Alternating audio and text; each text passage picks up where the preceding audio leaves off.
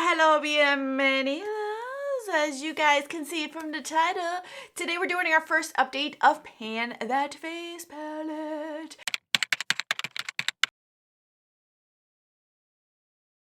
If you have no idea how I came about picking or choosing these two palettes, I would highly recommend checking out my intro of this type of series. That way you can understand how I came about choosing these two palettes that I am panning this year, you guys. Woo! I am very excited to share with you guys my update. I have been very faithful to these palettes and I have been really enjoying them. I am happy that I went the route that I did because I am not regretting it one bit. So if you're interested in hearing and seeing the updates, stay tuned.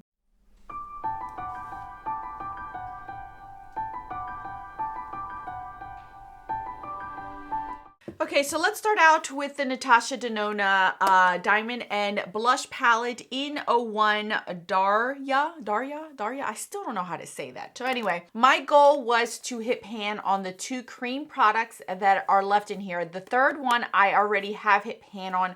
I wanted to hit pan on the other two, which is the highlighter and blush, basically, the diamond and the blush. And I will show you guys where I was before. Before, I had not touched these at all. I had not played around with them. I didn't even know the texture of these two shades. And as you guys can see now, I'm going to try not to blind you guys. This is what they're looking like now. You could see there's a nice dip going on in the highlighting portion and as well as the blush portion here. So these two are the ones that I am working on right now. And that's the one that already has pan in there. So this is what it's looking like, you guys. Can you see that? You could see that definitely on the highlighter. There's a little bit of a dip in the blush part of this. So as you guys can see, I've been really using these. A total, I've used both of these 31 times. So this is what it's looking like with a month basically of use. I am wearing it today. I really love how these work. And the texture of these two is so different from this one. This one's a lot drier, crumblier than these two. These two are a lot creamier, a lot more emollient and pigmented. So especially this blush is seriously pigmented.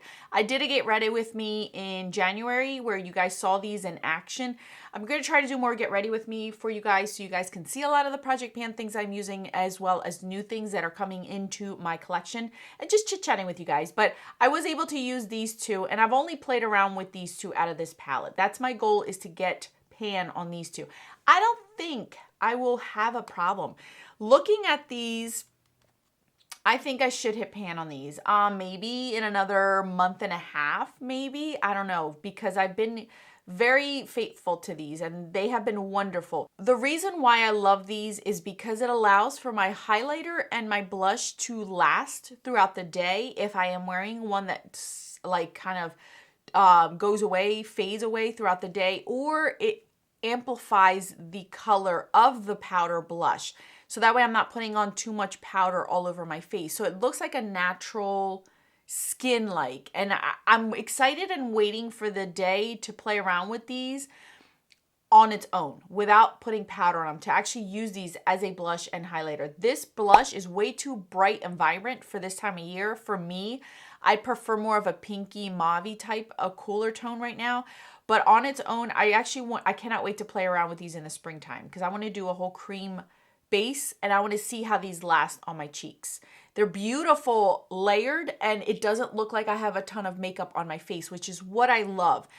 This is why I love these higher end kind of cream products, because they do look beautiful on the skin. So I'm really enjoying it. I'm getting my use out of it. We're getting there. So let's move on to this one, the MAC Shiny Pretty Things. So I have a highlighter, a blush, and a bronzer in here.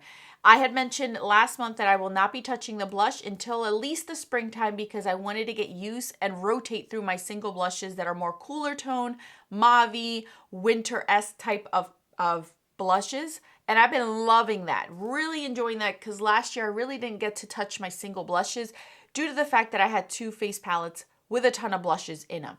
So I am actually I don't feel like I am missing out by not using the blush in here, because looking at my progress, I think I should be fine.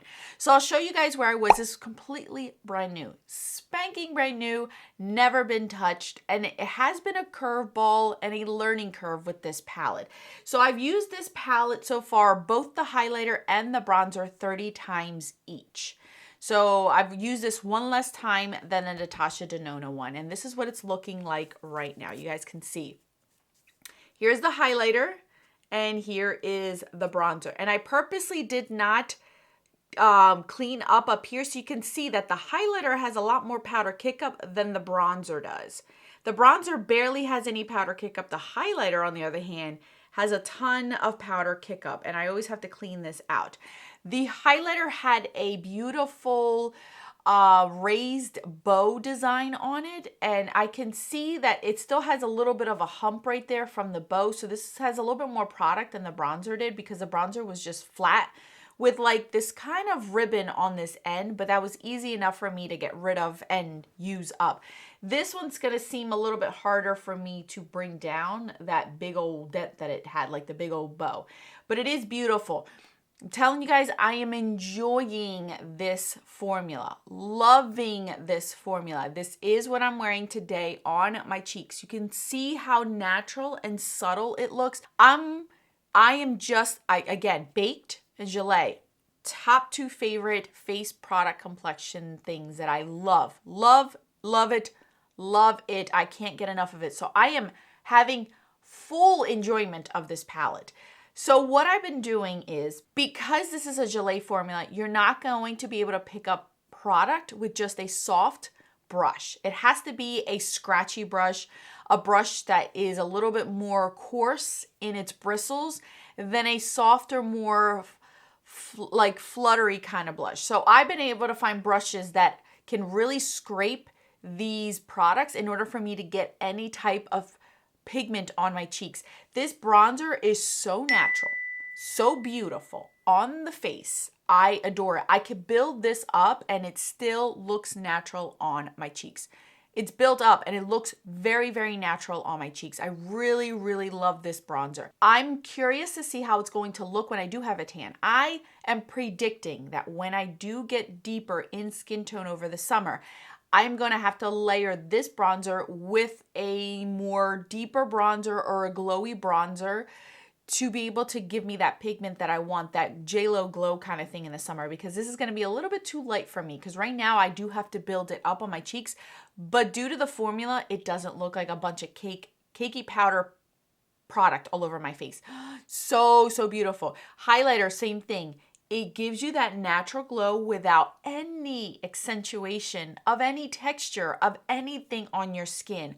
Before, I typically buff out my face products when I put them on. As again, I have shown you guys how I do my routine and get ready with these, and I normally buff everything together so it looks seamless and not like bronzer, blush, highlighter, kind of like strips on my face. I like it to blend all together, and it's still, without it buffing it, even just putting it on top, it is so beautiful. You could see it's like a glow within for a powder. It's just beautiful. You guys, I really, really love these two products. See, you can see it right there. I love these two products. You see how seamless and flawless these look on my fingers? They're just beautiful. Look at that. They're just so subtle and just so beautiful on the skin. Very, very well made product. I'm so happy this was gifted to me. It's just amazing. I love just finding things, beautiful gems in my collection, because this is just stunning. I really, really do like this palette a lot.